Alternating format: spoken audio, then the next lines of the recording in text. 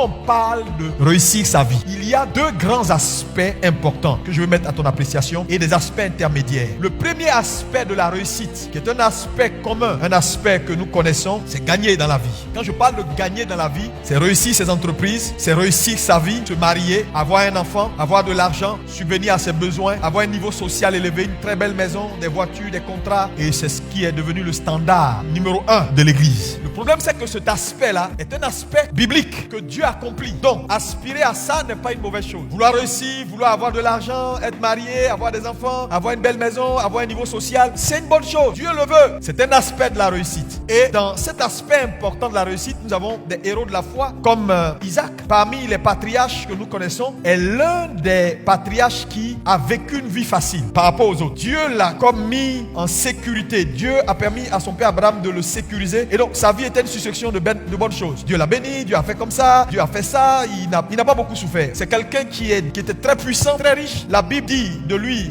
de façon singulière, que Isaac était devenu riche. Il alla s'enrichissant jusqu'à ce qu'il devienne fort riche. On n'a plus utilisé cet adjectif-là pour qui que ce soit dans la Bible. Donc, Isaac est quelqu'un de particulier, à la différence des autres patriarches qui ont eu des revers. Donc, il y a ce premier aspect-là qu'on a enseigné à l'église. Donc, quand les gens viennent à l'église dans la présence de Dieu, ils sont focus sur ce premier aspect. Dieu fera, tu vas grandir, tu auras ça, tu auras ça, tu auras ça, tu auras ça. Donc, tout le monde a envie d'être bien. Tout le monde veut la paix, tout le monde veut un bon mari, tout le monde veut des enfants intelligents, tout le monde veut quelque chose de bien, tout le monde veut de l'exaucement. Personne ne veut des limitations, personne ne veut le non-accomplissement, personne ne veut voir sa vie bloquée. Donc, vous voyez que la culture de la réussite est devenue une culture populiste. Donc, il faut que l'église grandisse et comprenne que Dieu, dans sa pensée de la bénédiction, de l'aidement ou de la réussite, n'a pas que cet aspect. Et ce deuxième aspect, par exemple, c'est un aspect qui n'est pas accepté. Parce qu'on vit une vie qui n'est pas au niveau du standard global de la réussite. Une vie parsemée de non-accomplissement. Une vie dont les expériences sont douloureuses et singulières. Une vie manquant d'éléments indicatifs de la réussite standard. Donc, dans ce deuxième aspect, on n'a pas les évidences de ce qui fait la réussite standard. Parce que la réussite standard, dans l'imagerie populaire, elle a l'âge marié, elle est mariée. Elle a l'âge d'avoir une voiture, elle a la voiture. Elle ne vit pas une vie de non-accomplissement. Elle n'est pas limitée. Les choses vont bien. C'est ce que nous on appelle Dieu l'a béni, Dieu l'approuve. Mais quelqu'un qui vit une vie de non-accomplissement dans certains domaines, bien qu'il ne mendie pas, bien que Dieu pourvoie à ses besoins justes et qu'il a d'autres attentes qui ne sont pas satisfaites, nous on appelle ça, il faut qu'on lui fasse une cure d'âme parce que ça dure trop, hein. Son affaire dure trop. Donc c'est un aspect important parce que je peux comprendre que si un homme comme Joseph était là devant toi aujourd'hui, depuis à Potiphar, tu aurais proposé qu'on le reçoive, pour lui faire une cure d'âme parce que comment se fait que toi, il y a toujours des problèmes. Pourquoi c'est sur toi les mauvaises choses tombent? On pouvait le dire pour le père de Jean-Baptiste. Après combien d'années de mariage, ils ont vieilli,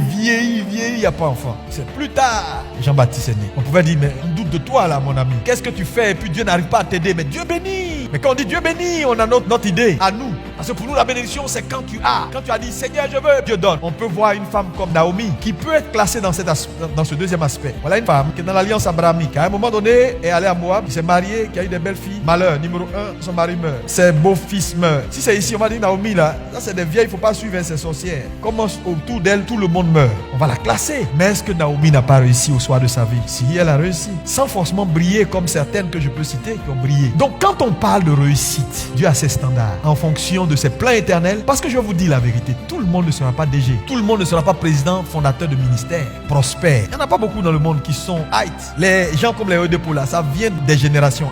Prie, fais tout ce que tu veux, tu n'arriveras pas là. C'est ça le mystère de la vie. On vous dit, vous pouvez tout avoir. C'est pas vrai. Tu n'auras pas tout. Il y a des choses que certaines personnes ont eues là. Tu vas voir ça de loin. Il ne faut pas te complexer parce que Dieu valide le succès d'un homme par son couloir. Ce qu'il a placé pour toi, il a tracé. Dieu dit de Jean-Baptiste que de tous ceux qui ont vécu dans l'Ancien Testament, c'est le plus grand. Mais quand on regarde vraiment les Élie, Élisée là, sa grandeur est où? C'est ça Dieu. Dieu n'est pas un homme. Ce que toi t'appelles réussite là, lui Dieu peut cracher là-dessus. C'est pourquoi si on ne reformate pas notre façon de voir les choses et d'entrer réellement dans la pensée de Dieu, on va juger ce qu'il ne faut pas juger. Ce qui n'est pas jugeable sera jugé. Et ce qui doit être élevé ne sera pas élevé. Si vous restez dans le standard des hommes, vous allez vous perdre. Parce que le standard dans ce monde-là, mon ami, qui est premier, qui a gagné, qui a eu le plus d'argent, c'est ça aujourd'hui. Et c'est rentré dans l'église. Ça fait que nous avons avons perdu la pensée de Dieu. Et on se juge à l'église. On juge les plus faibles. Vous savez, les faiseurs de rois sont aussi importants, même peut-être plus importants que les rois. Samuel n'a jamais été roi, mais il a fait tous les rois. Mais s'il peut faire roi, c'est qu'il a une onction supérieure. Maintenant, vous allez voir qu'il y a deux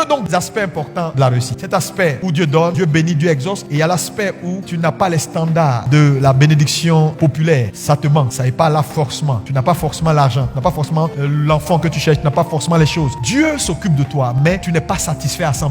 Maintenant, vous allez voir qu'il y a des aspects également intermédiaires. Par exemple, on voit certaines personnes qui commencent dans l'abondance, dans le premier aspect, et qui finissent dans le deuxième. Et il y en a qui commencent dans le deuxième, finissent dans le premier, et il y en a qui font le deuxième, le premier, et qui reviennent au deuxième. On a des cas bibliques. On a par exemple les cas intermédiaires, ceux qui passent de l'abondance au manque. On a le cas d'un homme comme Moïse. Quand vous prenez la vie de Moïse, Moïse a commencé sa vie dans l'exaucement. Les choses marchaient, Dieu a fait des miracles, Dieu l'a introduit chez Pharaon. Il a vécu une vie vraiment de bénédiction. Voilà, il était un homme, un prince. Et plus tard, Moïse, il y a un déclin. Moïse se retrouve dans le manque total, quelque part dans le désert, chez Jéthro. Après, il revient et malgré tout ce que Dieu va faire comme exploit avec lui, Moïse n'entre pas à Canaan. C'est un échec. Dieu l'a appelé pour conduire le peuple à Canaan. Il n'est pas entré. On peut regarder la vie de Moïse au soir de sa vie pour dire cet homme a échoué sa vie. Mais en réalité, il n'a pas échoué. Selon le plan et le standard et la destinée éternelle de Dieu, Moïse a réussi. La preuve, on l'a vu à la transfiguration. Donc, ce que toi tu appelles échec n'est pas forcément un échec. Parce que c'était difficile au soir de la vie de Moïse. Jusqu'à ce que Satan vienne discuter son corps, ça veut dire qu'il était en difficulté. Dieu, dans sa préscience, lui avait fait un couloir. C'est Dieu qui décide qui va être, qui ne sera pas. Qui va faire ça, qui ne sera pas. C'est pourquoi il faut connaître le plan éternel de Dieu. Il y a des gens qui vont avoir, il y a des gens qui vont vivre dans l'opulence, il y a des gens qui auront de l'argent. Si Dieu a décidé que ceux qui vont avoir les flots des richesses soient 3 personnes, ils seront 3. Les autres vont pas avoir faim, mais ils ne seront pas de multimilliardaires. Donc les prières de qui veut être milliardaire, tout le monde, amen, amen. C'est juste pour nous faire bonne conscience et puis on a envie de se distraire un peu. Quand tu apprends à comprendre ça, tu ne te tues pas pour ce que tu n'as pas. Tu dis merci à Dieu pour ce que tu as. Merci à Dieu pour ce que tu as pu faire et merci à Dieu pour ce que tu n'as pas pu faire. Prends les enfants d'Abraham, d'Isaac jusqu'à en bas là. Ils n'ont pas les mêmes destinées. Isaac a été très différent de Jacob. Regardez Jacob. Dieu le rencontre, Dieu le visite. Il sort boiteux. Mais il fallait cette visite pour que son nom change. Certaines personnes vont connaître l'aspect 1. Abondance, exaucement. Toi tu es né là, c'est comme si ils ont mis des étoiles sur ta tête. Tout marche. Tu cherches même souffrance, la même définition, tu connais même pas. Il y a des gens qui seront dans l'autre aspect. Non-accomplissement, les choses sont pas, ça tourne pas. Sa vie, il se bat. Quand il s'est battu, il a eu juste le minimum. Il sait qu'il vit pas dans le péché. Il sait qu'il fait rien, mais ça tourne pas. Il y en a qui seront là. Il y en a qui vont cumuler, qui vont commencer dans la gloire, qui vont revenir dans un aspect d'expérience douloureuse et Dieu va les regarder pour les qualifier pour la dernière étape dans une vie fleurie. Il y en a qui vont commencer dans les difficultés, qui vont finir dans l'abondance. Il y en a qui vont commencer dans l'abondance, qui vont finir dans les difficultés. Quand vous regardez tous ceux qui sont dans la Bible, regardez même Samson. Samson a commencé dans la gloire, la puissance, la grâce de Dieu était avec lui. Il a fait des exploits. Au soir de sa vie, on l'a pris, on a crevé ses yeux. Il est mort avec ses ennemis. Ça ne ressemble pas à une bonne chose. Mais c'est dans la mort de Samson avec ses ennemis qu'il a accompli sa destinée de juge sur Israël. Donc ce n'est pas comment il a réussi. Dieu a ses plans. Quel est le plan de Dieu pour ta vie? Je vois déjà, je vais devenir, si Dieu veut, parabababa, ibabababa. Mon ami, ça peut ne pas être ton couloir. Si tu découvres ton couloir, tu vas exceller. Parce que vous savez, le drame, c'est de courir dans un couloir qui n'est pas ton couloir. Après avoir fourni tous les efforts, Dieu dit, je ne te connais pas. Parce qu'on peut lire ce verset-là, qui est un verset étrange, dans Luc 13, verset 27. Ici, voilà des gens qui sont venus voir Jésus pour lui dire, ça bouge, Seigneur. Il dit, ah bon, tout bouge. On fait des miracles, tout marche. C'est le succès absolu dans le ministère. Quand on fait comme ça, il y a 20 tombes. Quand on fait comme ça, il y a 100 qui tombent. Là même, j'ai 3 trucs que je viens de construire. J'ai mon jet privé qui est arrivé. Je pars la semaine prochaine pour faire une autre conférence. Là, je reviens. Jésus dit, il le regarde. Il croit que Jésus a dit, félicitations. Jésus dit, tout ce que tu as fait est bien, mais je ne me reconnais pas dedans. Arrête de moi, ouvrier d'iniquité. Le mot ouvrier d'iniquité ne veut pas dire que ce sont des pécheurs. Parce qu'ils ont réalisé quand même des choses qui ne ressemblent pas à la vie de pécheurs. Le problème, c'est que l'iniquité, c'est courir dans un couloir qui n'est pas ton couloir. Parce que le mot iniquité veut dire position. Tu es dans une mauvaise position, qui n'est pas la bonne position. Donc vous comprenez que quand vous faites vos calculs de réussite là, tenez compte de ses desseins éternels, de ses voies et de sa nature.